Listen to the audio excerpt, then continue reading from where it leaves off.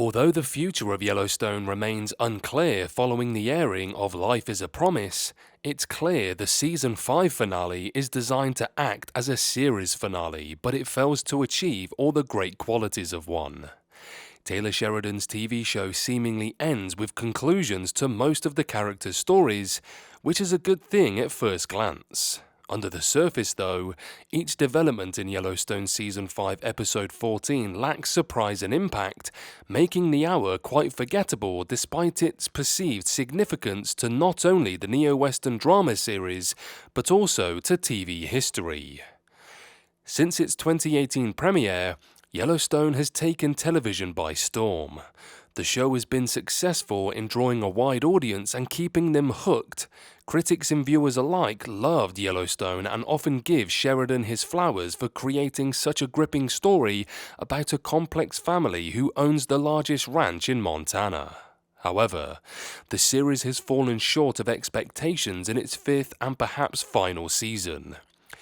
Yellowstone Season 6 might still happen, giving Sheridan a chance to fix his mistakes. For now, though, the show ends on a disappointing note.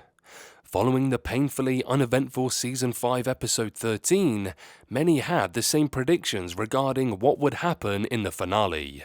Beth was going to kill Jamie, Rip would dispose of his body, and Casey would sell the ranch to Chief Rainwater and the Broken Rock Reservation.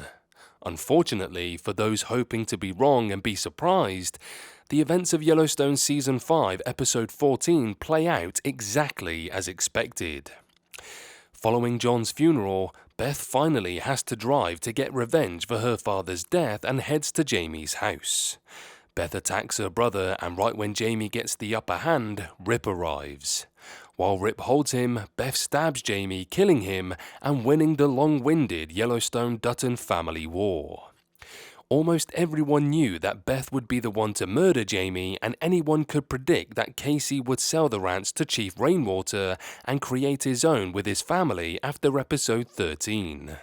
Consequently, the finale's big events are dissatisfying. Given the neo-Western drama's history and previous stakes, someone had to die in the Yellowstone finale, and Jamie was that character on top of everyone's lists heading into the season's final episode.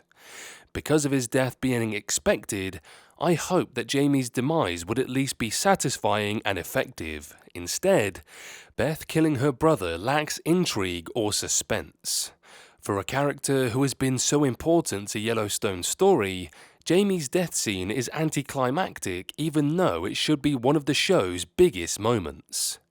If there is one thing the Season 5 finale does right, it's John Dutton's funeral.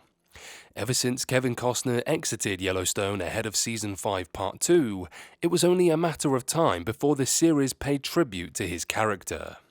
Thankfully, Taylor Sheridan picked the right time to do so, as the Dutton family's farewell to the patriarch is heartfelt, poignant, and memorable. Each Yellowstone Season 5 Part 2 character, at least those who are close to John, gets to say goodbye to John during the finale. As a result, John's story finally feels like it's come to a proper end. Now the family can move on from Costner's character and the ranch without having to look back. If the majority of the Yellowstone Season 5 finale was similar to John's funeral scene, the episode would have been much better.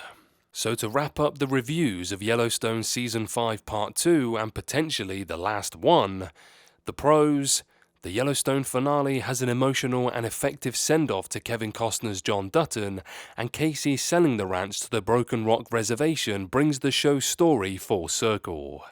And the cons: almost every scene is predictable, e.g. Beth killing Jamie, the Yellowstone Season 5 finale is simply forgettable, and Jamie's death is underwhelming and fails to have much of an impact on the audience.